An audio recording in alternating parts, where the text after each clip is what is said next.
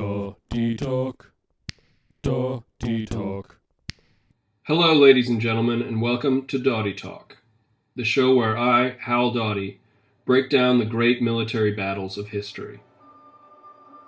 Today we're going to talk about the Battle of Hastings, which took place on October 14th, 1066, between Harold II of England and William of Normandy. Earlier in 1066, Edward the Confessor had died, leaving behind no heir, and thus no legitimate successor to his throne. William of Normandy claimed that Edward had chosen him to succeed him on the throne, but the English were not fond of the Normans. Thus, the English elected to crown Anglo-Saxon Harold Godwinson as Harold II of England.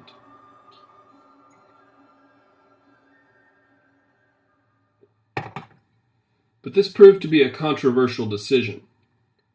William, incensed that the English would not allow him to become their king, wrote a letter to the Pope expressing his claim, and the Pope agreed with him and gave him a banner and support, and William sailed across the sea to land at Hastings and invade the country of England.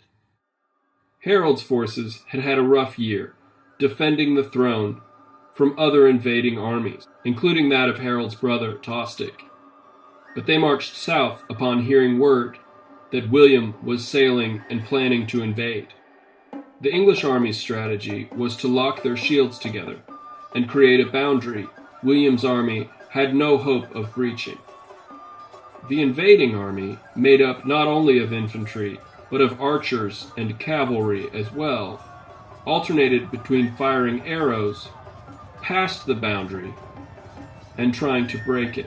William fired volley after volley of arrows into Harold's Anglo-Saxon army.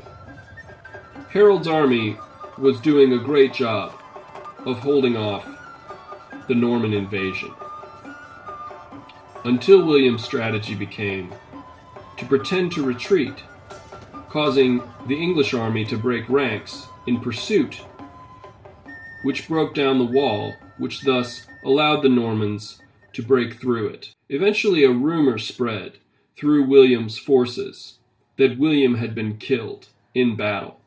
But this was not true, and it angered William to hear it. So William rode to the front line and said, "Look, here I am.